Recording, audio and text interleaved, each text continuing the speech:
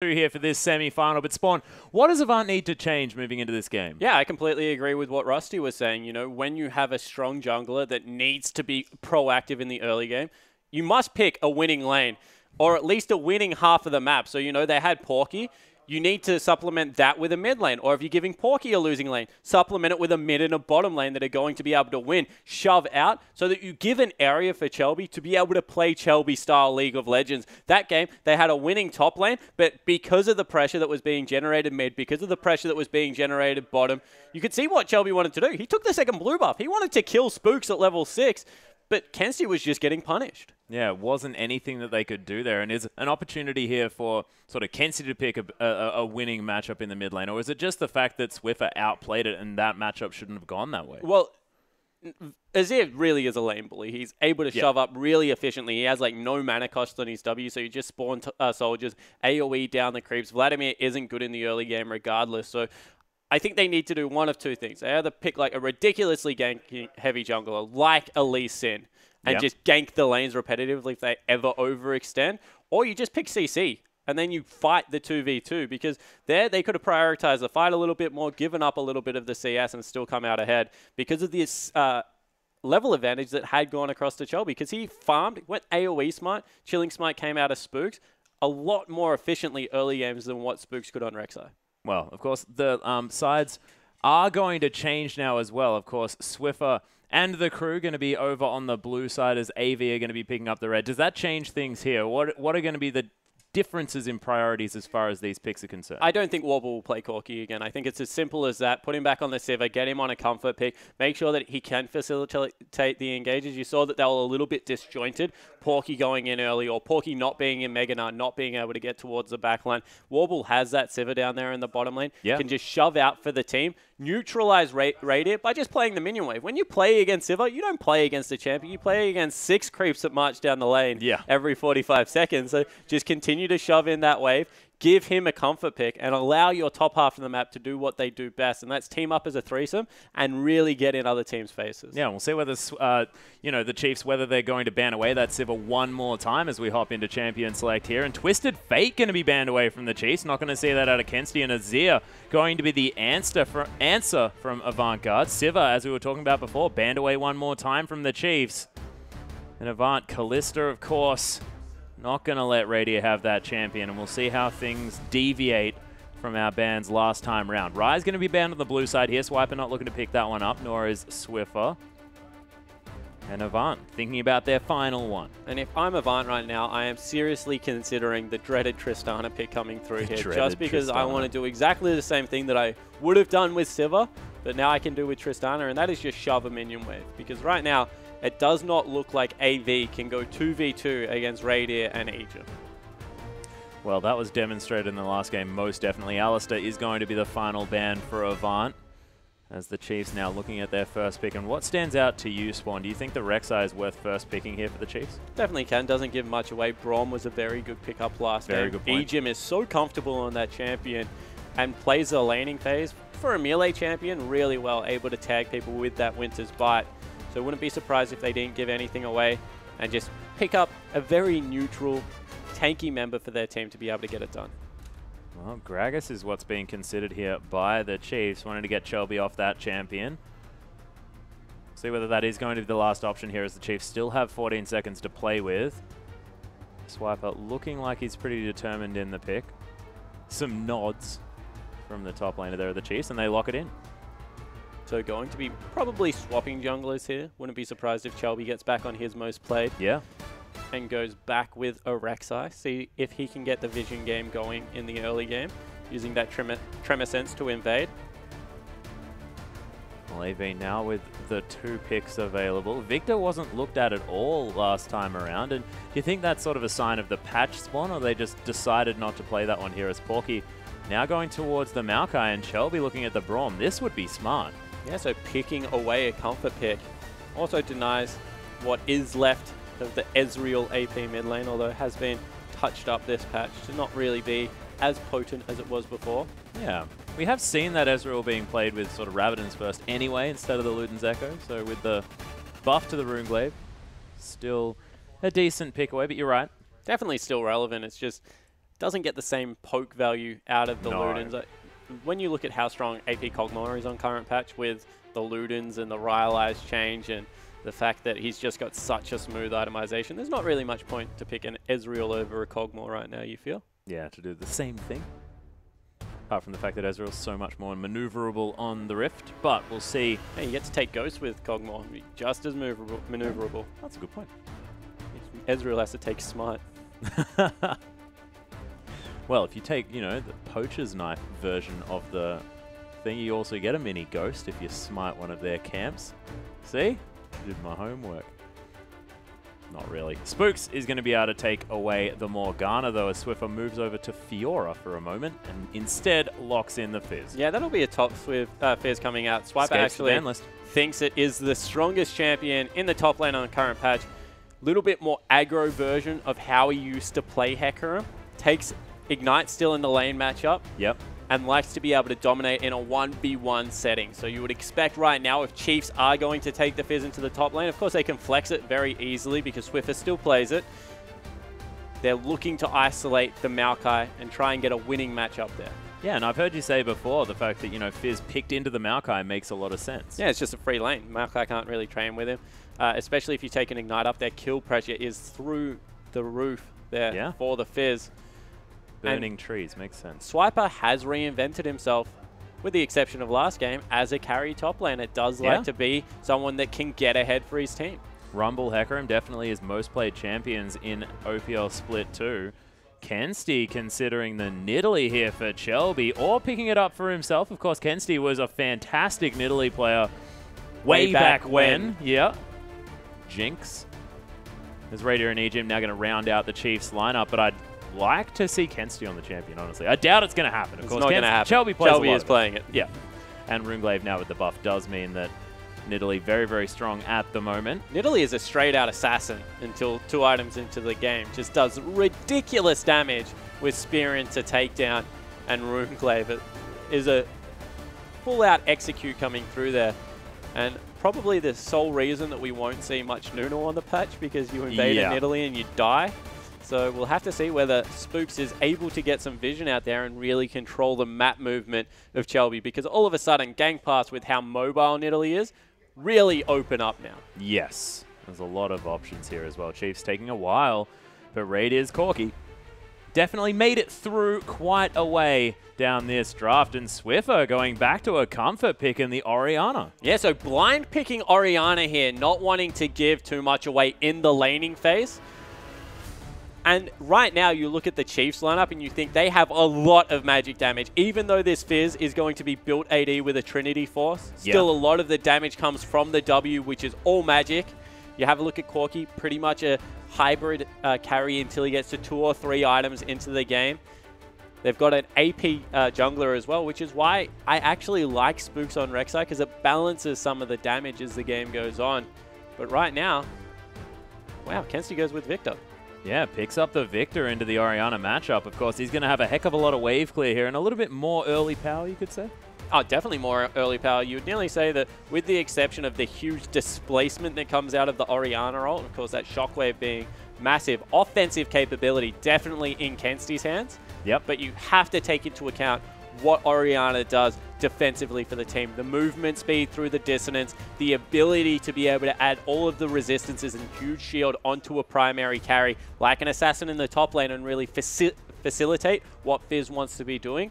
It's not the all-out aggressive pick coming out of Swiffer, but time and time again, he's shown he doesn't need to play aggressive mid lane assassins to get the job done. Yeah, it's true. And of course, Orianna, once you have a few items there, does despicable damage. We'll see whether Warble can get the push on, though. Of course, Warble wants to be able to get towards these turrets, use that explosive shot and get everything done here. But look, Avant, they've definitely changed things up this time around. The Chiefs, again, with a different strategy moving into this game, and we'll see which one comes out trumps. Avant actually have a really good lane swap composition coming through there. They have the follow that can come through on Nidalee. She's an incredibly quick jungler, and, you know, they've got the bottom lane that shoves well.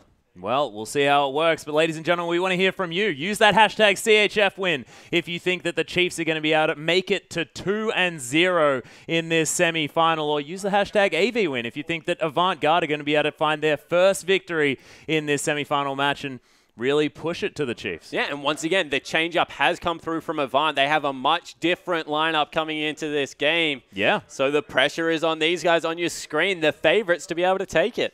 A lot of pressure on both of these sides, and Avant looking to try and prove themselves, but the Chiefs making their way onto the rift. As you can see, Avant trying to do what they can. And it looks like a defensive start for Avant, but the Chiefs all grouping up early. Yeah, good level 1 coming through as well.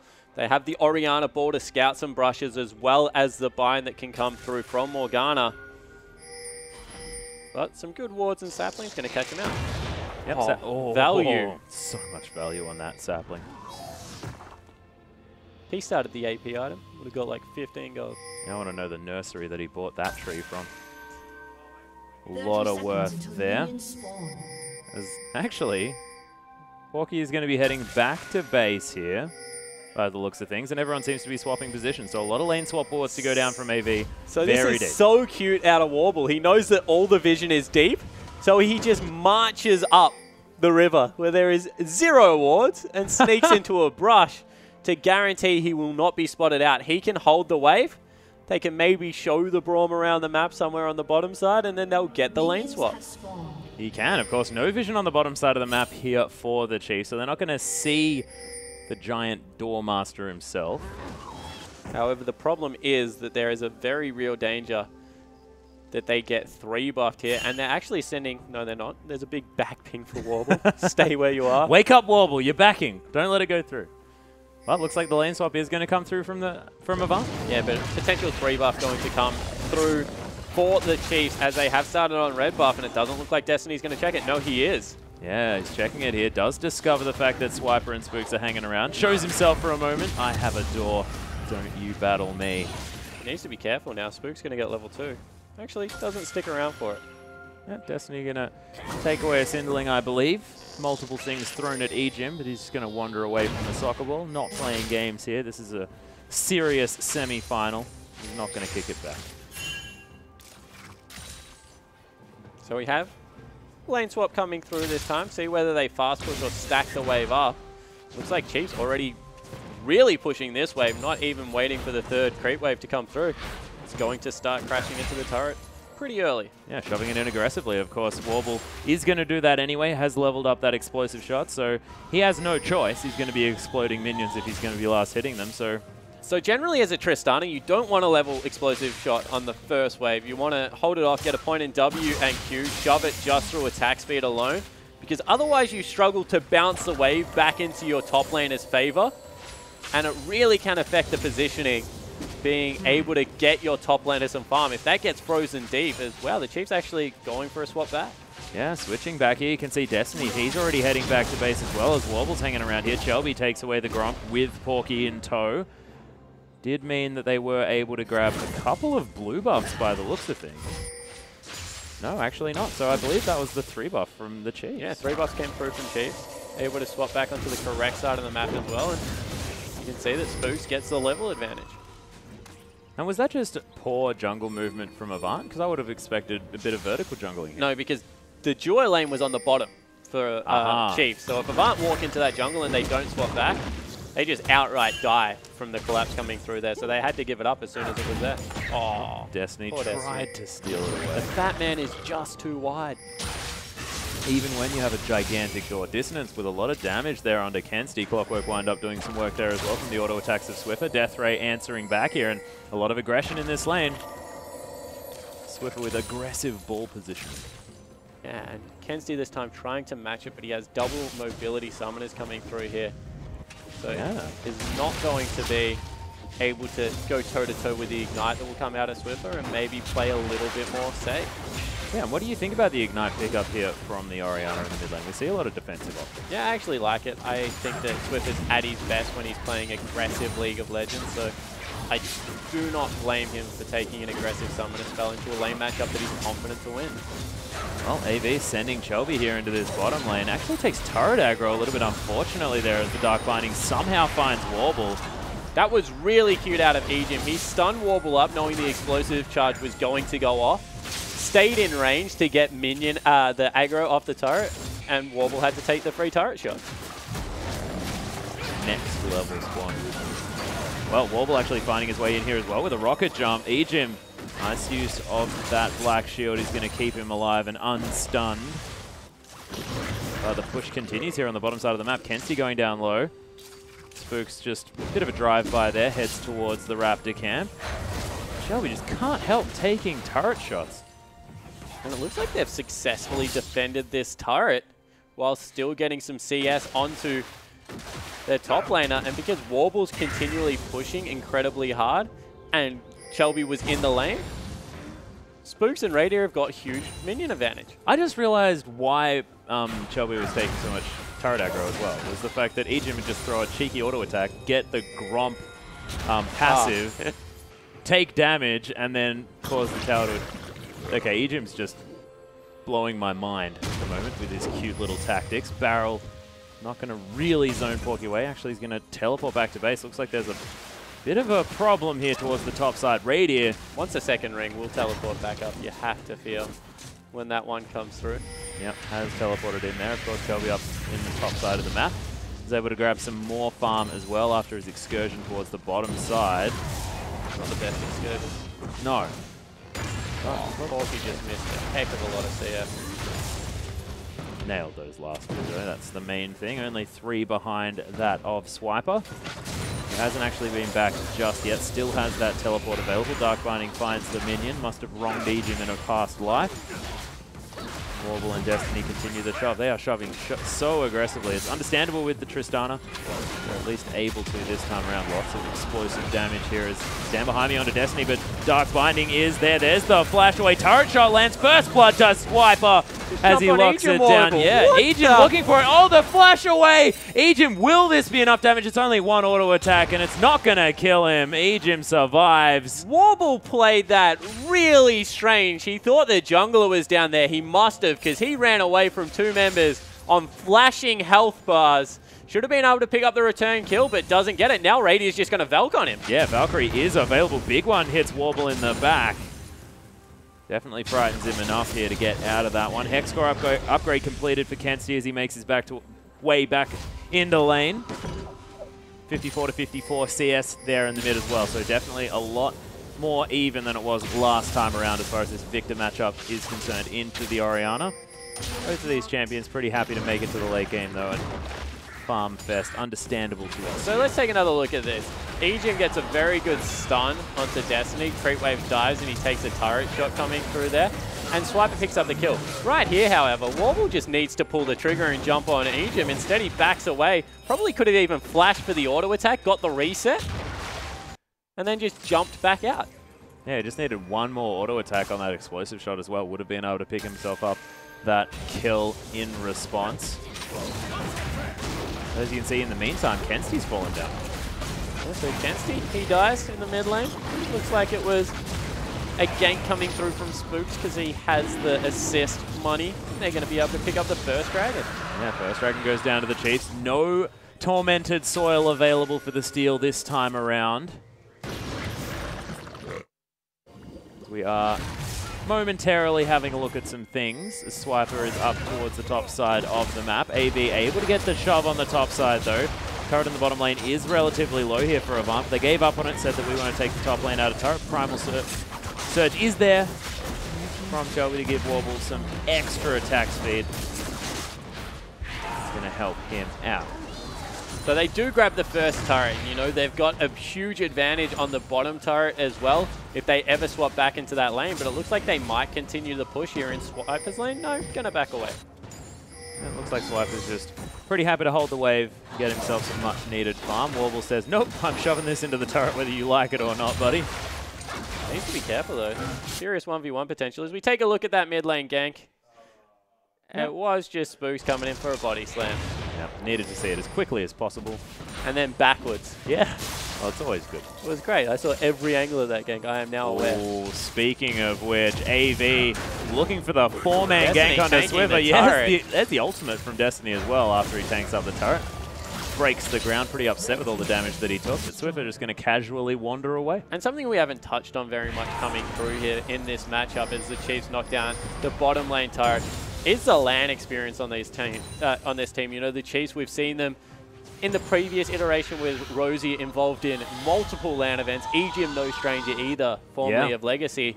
But the bottom lane for AV, top lane very experienced on LAN. Warble and Destiny, both relatively new players to the scene, so playing in a live game definitely would be affecting them somewhat. And maybe out of Destiny right now, we're just seeing the beginning of the jitters coming through. Yeah, might have a bit of jitters. But we'll see, of course. Definitely going to be at least one more game after this, so AV could go for the gauntlet run afterwards. Oh, this game is actually owned. Yeah, there's the Chaos Storm as well as Spooks. Oh, getting a flash out of Kensti there. I was in fact expecting the explosive cask as well. Made sense. Hangs onto it. Destiny's made his way around as well. Winter's Bite gets the stun. Kensti locks down the kill. AV with their first of the game. And they're going to be able to knock down the bottom lane turret at the same time, so maybe even regain some of that gold lead. As Aegium poked off the mid lane turret, and now Destiny coming for another dive. Yeah, Chelby's here as well. You can see Braum making his way in with his door at the ready. Of course, it is a chair. Once again, Unbreakable is going to stop the damage as Tormentor is going to come in, not going to get rid of the creep wave, and outer turret falls, outer turret in the bottom lane as well. All three outer turrets secured for Avant. They finally have an early game advantage. Using this Tristana well as Swiper hunting down. Oh, but he just hops over a wall. Yep. I don't think you can Urchin Strike through a Krug to get over there as well. You definitely can playful Trickster though, so my bad. If Swiper wanted to follow, that's all. Confused about that. Does it work a little bit like the Yasuo's E? Oh, it definitely does. I would be get over surprised that if wall. you cannot get over that wall. Okay. Interesting. Never actually tried it myself. Neither have I. Give it a crack after this. Yeah. We'll report back, ladies and gentlemen. Stay tuned. Yeah. Oh, goodness. Nice. Yeah, nice use of the Winter's Bite there with the Relic Shield in order to lock down some extra farm. Swiffer hanging out here in the mid lane, just going to clear this one up. Radier lets him have it as well. Kind AD carry with a whole heap of farm. Doesn't necessarily need it as much. But you have to say this early game much closer coming through. Yeah. Oh my goodness. That death ray. No ultimate available out of Kensti. Otherwise you feel that that would have been a dead Aegium. Up now though. You know, that's the danger of letting your support fall behind to level 6 at this stage of the game. Swiffer as well as Kensti, if they ever catch one of the supports, will just explode them. Well, Chelby's level 8 as well. Spook's only just dinged level 7. So after a slow early game where Chelby was helping shoving in turrets, has been able to get back in that jungle and farm up a Storm. You see 10 CS up, and he's going for a Rod of Ages. This is normally a build that we see if you get an early advantage coming through. Otherwise, Tier is a little bit quicker to stack, but committing for a Bruiser-esque type Nidalee with the extra HP he's going to get. See how it works as he gets through this game. Are there sort of any builds that you'd opt for, assuming you get that Rod of Ages? So Rod of Ages gives you a lot of HP, so you can go flat resistances. Things like if you want to go melee form a little bit more, act as the assassin, you can go maybe for the Abyssal Scepter. Yep. Always good to go Zhonya's on jungle Italy. Just can't afford not to, but you also probably need a third item Void stuff. So we'll see what he does choose to go. I actually skipped both mana items right now. I think the mana regen out of Runeglaive is so good that you can go for things like an Abyssal and just play Bruiser in Italy around the map and kill people. Notbeat's able to clear out 2 pink wards here around the Dragon area, preparing for that one, which is going to be up in 42 seconds. Not minutes, that would be a long time. Swiper. Oh, what the? Warble uses the rocket jump. Fish goes down easily. Actually, nice flash out there from Warble. So that's a burnt double summoner spell. Flash and heal, because he jumped towards a minion wave. Yeah. Generally, you do not want to use those offensively. There's the flash from Spruce. Actually finds Kensi with the explosive cast. Destiny trying to help out there with the Glacial Fissure, but he died before anyone could do anything. Yeah, and Kensti didn't get the ultimate down. Got the laser. You see how much damage it did. Yeah. If he had got the ultimate, maybe AV can fight this. Instead, with Warble, though, they need to go back. Second Dragon of the game going to go over to the Chiefs. Yeah, Chelby getting in there as well, trying to clear out this minion wave, create some sort of pressure here, but you can see the Chiefs starting up the Dragon, and with no Kensti. They're asking. Chelby's pinging for assistant. He wants to fight this. Chelby always wants to fight everything. Looks like Chiefs are going to be able to take it, and Chelby's going to concede this time around, but I could feel it as well. Just really didn't want to give that one away. So in the end, Chiefs pick up a second Dragon off a really nice pick generated from the jungle Gragas. regain control of that gold lead, 700, even though they're down by a turret. And Avant need to get moving, because right now they're in a pretty significant spike, but they're starting to fall a little bit behind. Yeah, is this where their comp really wants to start making things happen around the map? Yeah, they certainly do. You know, you can't let Swiffer get towards the 3-item Orianna mark. Radier is like the bridging member right now of the Chiefs. He's definitely in a power spike. He's got the Trinity Force finished up against the makings of the Infinity Edge and boots too for Warble. But everyone else on his team is relatively weak. Trinity Force not finished up for Fizz yet, relying heavily on the base stats. When you compare Spooks to Chelby, not even close right now. Italy going to win out in that 1v1, and maybe we'll see it right now. Ooh. Yes, he's very low as well here coming into Chelby, but Chelby just gets out. Possibly just not enough vision here for Avant. Expected that maybe Spooks had a few more friends.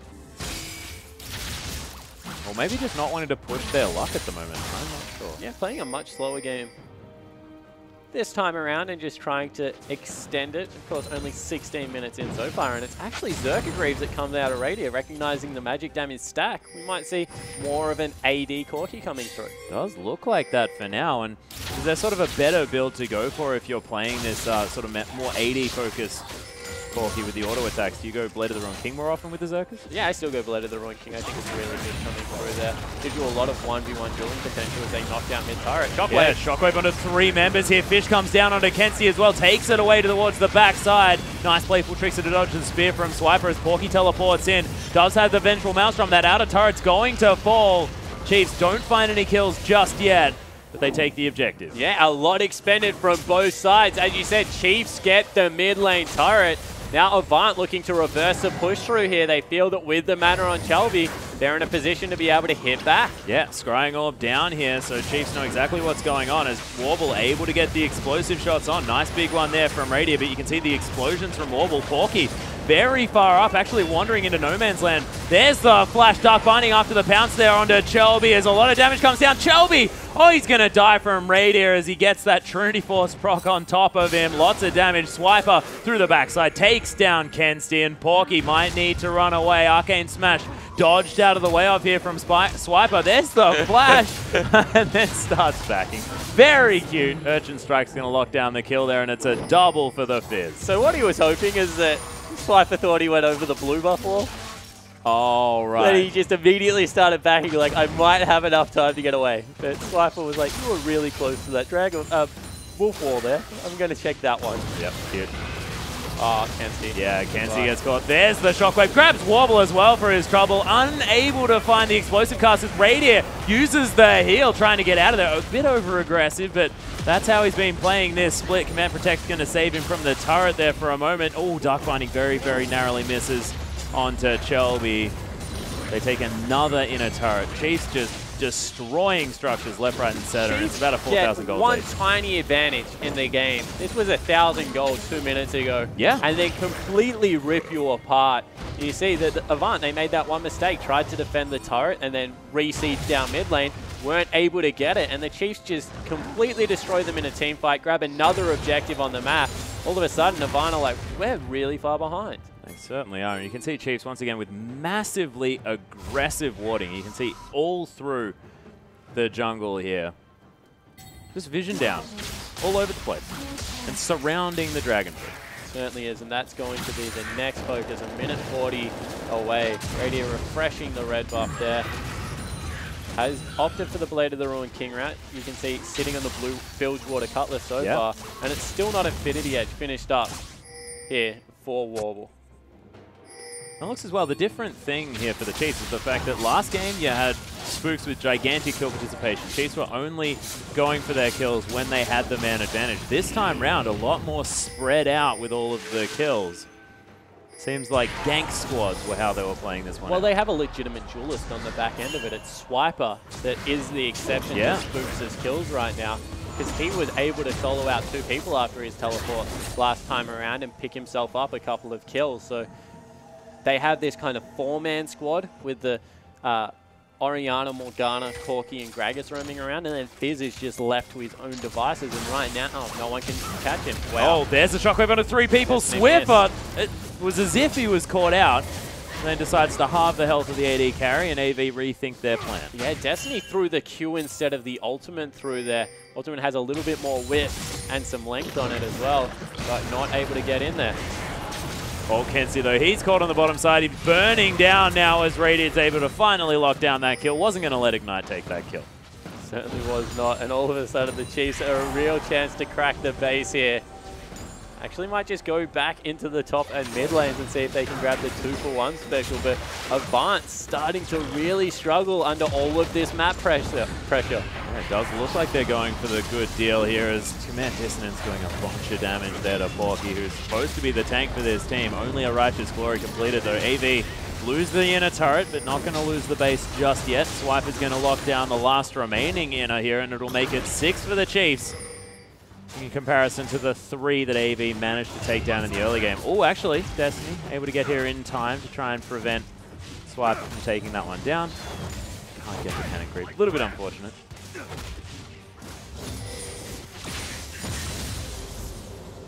Yeah. The Chiefs just know exactly how to play this map right now. They take out the outers, rotate back towards Dragon, make sure they're suffocating Avant off every part of the map that they can. Take the maximum every time. Good back timings coming through here and going to be able to continue to pressure probably around the Baron area next time around. 3 dragons to 0 now as well, so the Chiefs continuing their trend of monstrous dragon control.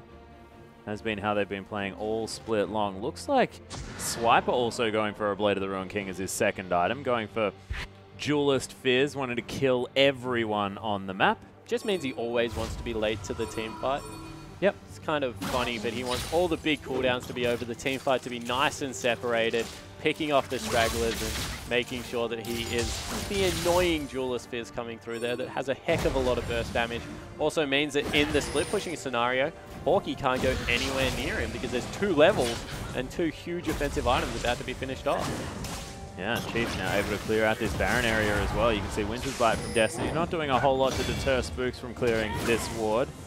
And Shelby with that Rod of Ages stacking only at 3 at the moment. Probably going to have that capped out at about 29 minutes. A little bit late. Of course, we'll be looking for that spike in damage. Now with the Rod of Ages giving you a little bit more AP, it is probably going to be a little bit more worth it than it otherwise was to grab it a little bit late. Chiefs just controlling the jungle. You see now walking in. Oh, Wobble's caught. Oh, wanders around Spooks, avoids the knock-up. That was smart. Rocket Jump's going to get him to safety, though. So Chiefs transition their aggression towards the top side of the map. This inner turret not long for the world. They're able to take the last out of the spike. Yeah, there's the flash into the body slam. Shelby actually flashes over the wall. He's going to save himself here. So junglers trading their flashes. Much more going to be found here. Oh, spear dodged out of the way by Ejim and delivered to Swiffer. Swiffer's like, front line, please take some spears. And to that, Ejim says, you've got a shield, buddy, use it. He's going to be okay, though, as he just clears out the mid-wave. Shelby might need to be careful of the aggressive ball positioning of Swiffer. You can see Kenzie standing well back from that one. Once again, Kenzie went this utility-focused build. The wave clear that's going to come out has some penetration for the other members of his team, but hasn't gone the selfish death cap Athenes like Swiffer has. Swiffer's just all about himself this game. Of course, with the huge ratios that come through on the shield, helps the rest of his team. But if he ever catches an offensive shockwave versus what Kenzie can bring, just because of the build path that Kenzie has gone, he's going to rip people to shreds. 20% cooldown reduction there available from the Athenes as well, so able to do it a fair bit during this game. And with Rabadon's being a little bit more efficient as far as the build path is concerned, it might actually see a little bit more Orianna here, just because you don't have that needlessly large rod necessity for the back time. Well, you still do, it's just a lot cheaper. Yeah. Well, yeah, you don't need to wait for that 1600 gold. Yeah. Or, of course, if you just have the 1600 of the needlessly large rod, then another 1700 more. I just feel like it's a little bit cleaner to grab that death cap. cleaner to build, but it also hurts. Wow. Yep, Dark Binding going to land here. There's the Soul Shackle. Shockwave for fun there from Swiffer. As Chelby's actually taken a while to die. Swiffer in the end gets the kill delivered over to him. Spooks and Egypt being very nice. Deny Spooks the assist is what it was. Didn't want... Oh, Kensti. Good use of the transfer power to get a speed up. Yeah, didn't even use the Ghost there as Egypt did have to use his flash. Death Ray onto Spooks does a bit of damage. Explosive stuff doing some work at the same time. Porky holding off Swipe here on the bottom side. Actually has recalled back to base. Doesn't have home guard here, but we'll see whether he decides to pick it up. Nope. Just going to head back towards that bottom side. And Chief standing in the Baron pit have decided not to sweep out this ward. Actually can't see it with the pink. So they think that the ward vision is gone, but is not yet. Interesting. If they just attack moved. No, I don't think they can see it. Yeah, they can. Oh, they can. Yeah. No, they can't. See. Oh, they can't. Okay. Got it. That is so cool. AV with a slight outplay. You got to take the little advantages at this point. Well, Egypt going to be discovered. Winter's Bite lands on him as well. Might try and deliver a ball in, but doesn't have the flash. Meanwhile, there's a 60 CS advantage for Swiper in the bottom lane. He's just forcing Porky away time and time again. Yeah, almost has Blade of the Rune King completed as well. 3-0-0 Fizz is a scary thought. Had to use the Righteous Glory, in fact, out of Porky, and that means a bit more now on this patch. 90 seconds to wait before that item's back off cooldown. Maybe they need to get the Miracle team fight. They need to get the fight where they have it on their terms, and it has to be soon. And without the engage of Porky, it might be difficult. See whether they can make things work. Having the Spook steals away the red buff, unable to get punished for it, as well as Egypt waiting in the wings and the rest of the team collapsing on the position. Spear not actually doing all that much work here from Shelby, as Radier going to show him a rocket. And that one does a fair bit of damage. Yeah, well, 3 items is three levels is the difference right now between Radier and Shelby. As soon as you start losing control of the map, Swiffer's here as well. They're going in. Yeah, they're looking for Porky. He does use the flash very early on. Broken the base of the Chiefs, and this inhibitor's not long for the world as well. They're looking to try and take this one to 2 fronts, though, as the Baron's being started off by the Chiefs. And AV, they just can't defend multiple areas at a time. That being said, are going to stop this one out. There's the Valkyrie, Blade of the Rune King used by Radier at the same time. Trying to keep that Phage passive running. Shelby, the fish. Not going to find the kitty cat this time. And there's the Shockwave. Swiffer actually delivering the kill. Actually an assist going over to Swiper as well. He's right in amongst it. There's the Glacial Fissure. Double knock-up. Warble trying to get some work done as Playful Trickster comes through. Warble flashes out of the way of where that Dark Binding was landing. Chaos Storm from Kensi gets knocked into everyone. Delivered to Swiffer, though. Death Ray doesn't find him. Radier locks down the kill, but I love that play from Kensi. Kensi tries to go aggressive and at least pick up Egypt. Doesn't get it. Wow. Swiffer's doing so much damage. Radier flashes after Warble after killing Destiny, and Chiefs looking like they're going to be able to take down this game. Yeah, knockdown double inhibitors, 28 minutes in. It's a 10,000 gold lead. And Avant just can't get a foot in the door in any of these games. 6-0-2 mid lane, 4-0-4 AD carry right now for the Chiefs. That was a surgical win by the Chiefs as well. Look at Swiffer, 6-0-2. Void Staff almost done, but it doesn't matter. He's just doing so much damage. Yeah, he's putting in work right now. They'll pick up Dragon number 4, of course. Not over yet.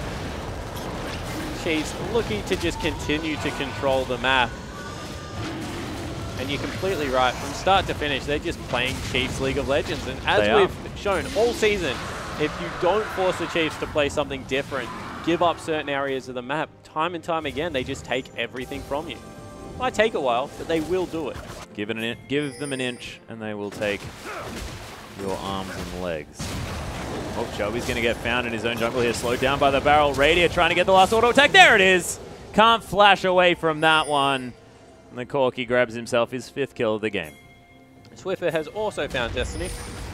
Yes, and Destiny in a bunch of trouble. Decides to head over to Warble, who might die as well. Oh, didn't quite find the dissonance as Egypt's looking for the Dark Binding. There's, the command attack didn't find him there, but Swiper just insta-kills Warble. Without Destiny fell down as well. Kensi just in no man's land. Swiffer's godlike. He's going to pick up that kill. And this could be the end of the game. Porky, the last man standing for AV. Super Creep streaming into the base. Chiefs were considering going for a Baron, but Swiper, he's just teleported next to the Nexus. He's going to grab the first Nexus turret, second one to follow, and the Chiefs, oh, there was a cute flash body slam there, but Spooks is going to get caught out. There's the explosive cask as Chelby going to fall down, and Chiefs, my goodness, such a dominating performance today. Take down the second game in this best-of-5 series for our first semi-final. And as you can see, not really that phased about it. There's a couple of smiles coming through from the lineup, but they're just playing their style of game, and it really is fantastic to watch. What a class act coming through the Chiefs. Oh, yeah. They've got a game plan. Attack Shelby, make sure that he can't get involved in the lanes, never in a ganking fashion at least, and just continue to dominate the mid game. Give up a couple of early game objectives and just get our carries in a position to do their thing.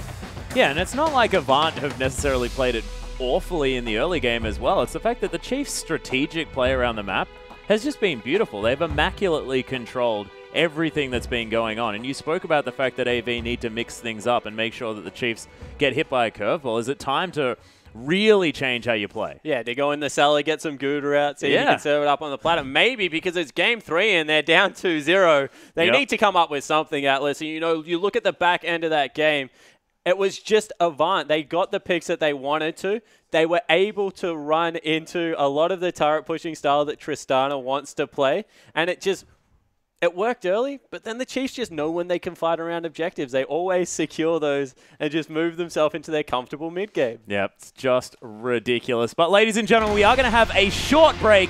We will be back very, very soon.